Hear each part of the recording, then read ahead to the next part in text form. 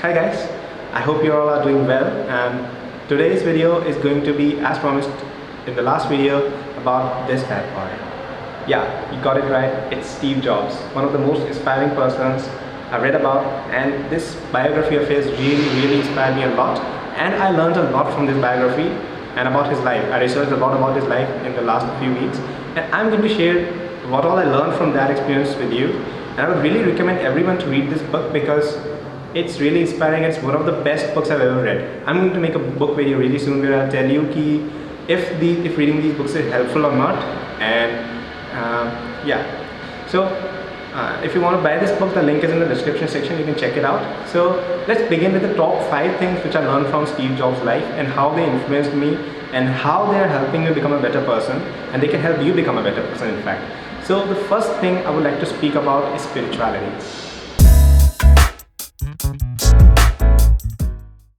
Let's face it, today kids my age, because most of the viewers of this channel are of the age 15 to 25. So most of the people of my age are not having the spiritual factor in themselves. Now, spirituality does not mean that you have to go and pray someone or you have to do some puja or something. I'm not talking about that, although that is good. I'm not talking about being an atheist or being a believer. So what I'm saying is that there's a deeper understanding of the universe, there's a deeper understanding of the people around us, the objects around us, the nature around us, and that's what comprises spirituality. And Steve Jobs was really well versed in that. So how he attained spirituality?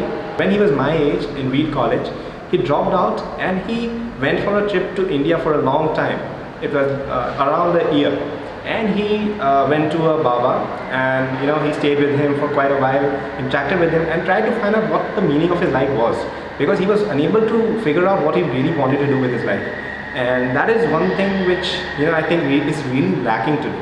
And why I'm saying is this, because today what happens in India is that people are chasing some goals. They are chasing certain goals. I should get this rank in this exam, I should get this grade point, I should get this internship, I should get this job.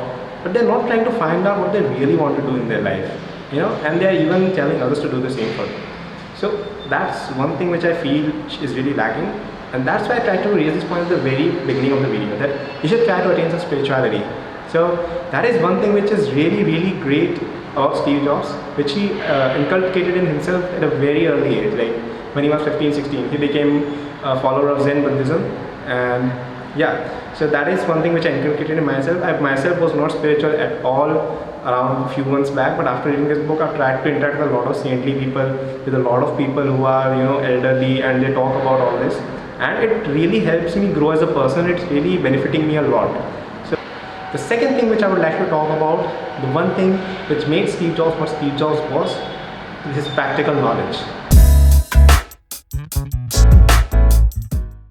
Alright, so I guess we all can agree that today in India, especially in India, and we don't really get practical knowledge after a certain level. So what happens here is that till the age of 15, when you're in class 10, you get lots of practical knowledge. You are doing experiments, you are exploring lots of avenues of life. You're not just centered on one thing. And the point is that once you enter 11th class, most of you are enrolled in some or the other kind of coaching, say engineering or medical or something, and then the track becomes more monotonous, and you started to get focused towards exams, tests and scores. But in real life, the real world, that won't make you big. That's the truth. And it's not me saying this, it's like everyone. You talk to everyone, you just watch the YouTube videos of all these people, Elon Musk, Mark Zuckerberg, or Steve Jobs, or anyone. They would all say that you need something more. You need to have certain practical skills. And that's what Steve Jobs was really great at. When he was 16 years old, the age in which we go to coaching classes, he went for working at Atari, which was a video game developer, and he developed some games. That is some practical knowledge, right? So that's what I'm saying, that developing practical knowledge, not only about your skills, not only about your career, but about people as well. If you're good at talking to people, if you're good at talking and influencing people, then it will really boost yourself quite a lot. Many people in India still believe, like many of my friends still believe that, if I'm really good at marks, I'm really good at my skills, then I'm going to do great, I'm going to become Bill Gates, I'm going to become Steve Jobs. That doesn't work out really well. That doesn't happen. You need to have a certain degree of practical knowledge, You need to be able to influence people, you need to be able to talk to people to achieve that. And that was one thing which I again learned from this book and from Steve Jobs, that you need to attain a certain degree of practical knowledge. I myself was not doing that until some time back, but somewhere around 2-3 months I started reading more about the practical knowledge stuff. I tried to, one of the reasons I started this channel was to develop those skills, and I talk to more people now, and I'm even working on the skills which are needed in my my career as a computer science student. And so I think that is more important than anything else which you do at college or even at school level. So try to take out some time to develop practical skills as well. The third thing which I really liked about Steve Jobs is leadership. It's not that he was a great leader in the eyes of everyone, because many people say that he was very rude, he was very thrashy, and he used to fire people when they did not do work well. And that is a disputed point. But still, when he was approaching his old age, he apologized publicly that I was a bit harsh to people, but that was because I have to run a company, and which is true to an extent. But still, when his employees were asked after some time, how did you find working with Steve Jobs? All said that, man, it was the best period of my life, and it really helped them learn a lot, and it really changed them. So they all said if you work for say 6 months, one year with Steve Jobs, then you're really going to change yourself and become a much better person, because he used to push them. And that's the responsibility of a leader, that you have to push your followers, you have to push all your team members into one direction and take responsibility for them. So I think that is really important in life. Especially if you want to become an entrepreneur, you wish to start a company, that's really important. And it's not just about that. It's if you are the monitor of a class, if you are just doing a school project, if you are the principal of a school, or anyone, or if you're working in a company and you are a project manager, you have to take care that you are a good leader. And that is one thing which I really learned from him. Another thing which is really important now, especially for Apple, is minimalism.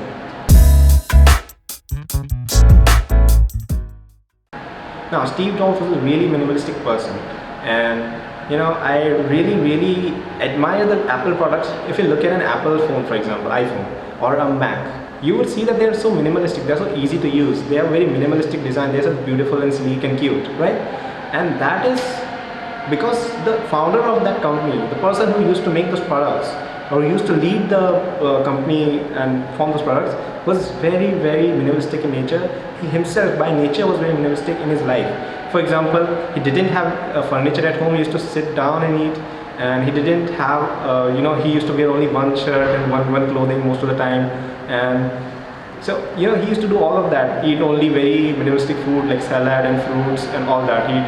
He left heavy food for a very long period of time, and which was one of the reasons why he couldn't, his health started deteriorating.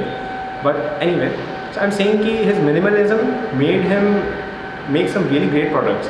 And it also helps you in general life. For example, I myself am a minimalistic person, and I do not, do all that. There are some people who are like spendthrifts and they do all the fancy things. I don't do all of that, and it helps me save resources, save energy, save time for myself, and put them into more meaningful projects which I want to do. So now it is a way of life. It's not that everyone should be minimalistic. It's not a yes or no, or right or wrong. It's just a way of life. So that's something which I really liked about him, and it really influenced me as well. And I should say you should, at least for 1 week or 1 month, you should try to adopt some minimalism and try to see how it works out for you. I tried that and it worked out really well for me. I did away with all the bad stuff, with all the things which are taking off my time, or which are unnecessary. I just took all of them out, and life becomes so much simpler and easier when you become minimalistic, and it helps you make a great product, just like Steve Jobs did. The last thing and the most important thing which I'm going to tell you, which I really liked about Steve Jobs, which inspired me the most, is failure.